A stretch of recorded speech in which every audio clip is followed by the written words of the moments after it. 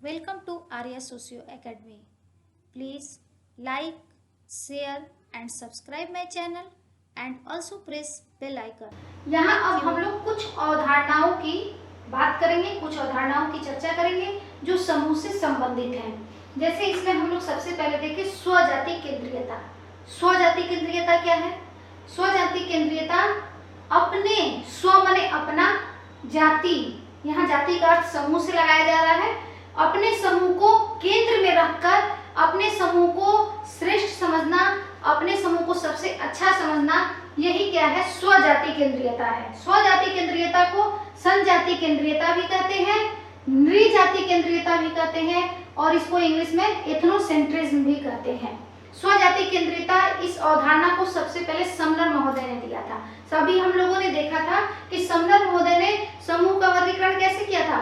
अंतर समूह और बाह्य समूह के रूप में उन्होंने इसका वर्गीकरण किया था। अंतर समूह किसको कहा? जिससे हम की भावना से जो समूह जुड़ा होता है, मतलब कि जैसे यहाँ कहें हमारा परिवार, जहाँ हम यूज करते हैं, मैं की जगह पे हम यूज करते हैं, हमारा घर, हमारा स्कूल, हमारा कॉलेज, तो ये क्या है? हम शब्द का जहाँ इस्तेमाल हो, जिसे हम अपना समझते हैं, हमारे ग्रुप के होते हैं, तो वो अंतर समूह है। और जिसे हम वे लोग, उनका समूह, तो ये सब क्या है?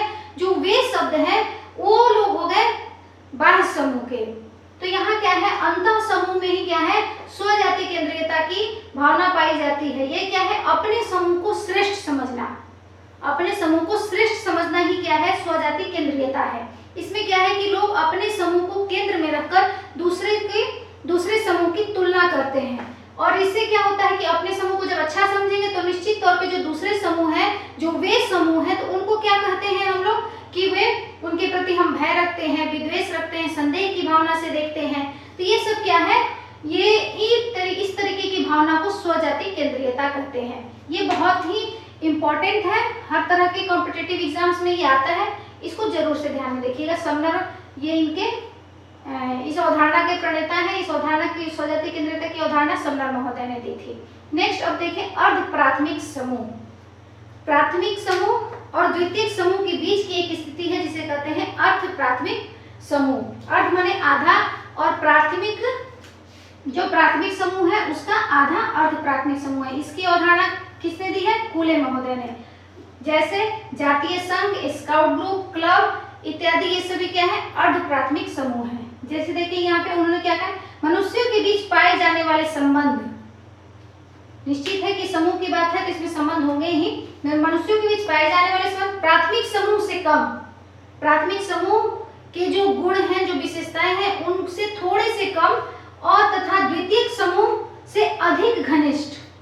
जब प्राथमिक समूह की जो घनिष्ठता है, जो वास्तविकता है, जो आत्मीयता है, जो अपनापन है, उससे क्या है? उससे थोड़ा सा कम है, लेकिन द्वितीयक समूह में जो एकदम कम पाया जाता है उससे अधिक है। तो ये क्या है? इस तरह से उन्होंने अर्ध प्राथमिक समूह की बात की है।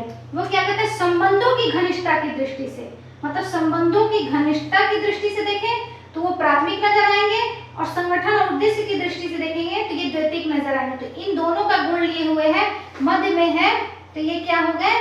अर्ध प्राथमिक समूह हो गए। मतलब कि ये जो समूह, जैसे आप स्काउट ग्रुप्स का एग्जाम्पल समझिए कि जैसे स्काउट ग्रुप में क्या होता है? बच्चे साथ में रहते हैं, उनके यहाँ जो प्रोग्राम शेड्यूल्ड होते हैं वो करते हैं, तो उन्हें क्या है? साथ रहते रहते उनके संबंधों में घनिष्ठता आ जाती है, अपनापन आ जाता है, लगाव होने लगता है, एक दूसरे को पर्सनली पहचानने लगते हैं, जानने लगते हैं। लेकिन क्या है?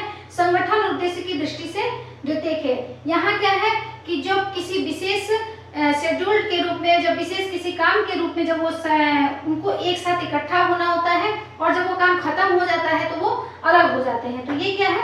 द्वितीयक समूह का गुण है। तो इस तरह से इन दोनों गुणों को लिए हुए ये क्या है? अर्ध प्राथमिक समूह। एक और चीज, कूले महोदय ने प्राथमिक समूह की बात की है, तो यहाँ ध्यान देने वाली है प्राथमिक वर्ड है, तो प्राथमिक से अर्ध प्राथमिक क्या हो जाएगा? कूले महोदय कहते हैं। दूसरा एक और आ जाता है, जैसे अर्ध समूह कहीं सुनेंगे, कहीं संभाव्य समूह सुनेंगे, क्वासी ग्रुप। तो इस तरह से इसमें अंतर करने में आपको आसानी होगी कि कूले महोदय ने प्राथमिक समूह की बात की थी और वही अर्ध प्राथमिक समूह की बात करते हैं। चलिए अब आगे देखें अर्ध समूह, संभाव्य समूह। नेक्स्ट अब हम लोग यहाँ देखते हैं अर्ध समूह या अर्ध आभासी समूह। जिसको इंग्लिश में कहते हैं क्वासी ग्रुप।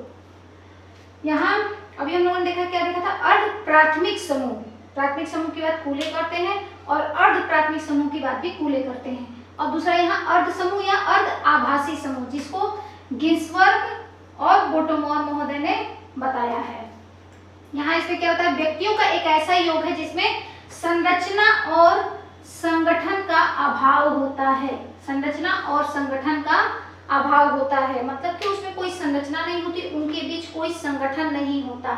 संगठन मतलब कि यहाँ उनमें क्या होता है कि कोई हम की भावना नहीं होगी, कुछ नहीं होगा, लेकिन फिर भी वे एक समूह के रूप में जाने जाते हैं। जैसे हो गए सामाजिक वर्ग, परिस्थिति समूह, आयु एवं लिंग समूह इत्यादि। यहीं दूसरी तरफ देखें, अर्ध समूह और संभाव्य समूह, एक मेयर महोदय भी करते हैं, संभाव्य समूह की चर्चा मेयर महोदय करते हैं। तो यहाँ हम लोगों ने कुछ अवधारणाओं को देखा जो समूह से रिलेटेड थे और जो कि एग्जामिनेशन की दृष्टि से भी इम्पोर्टेंट होते हैं।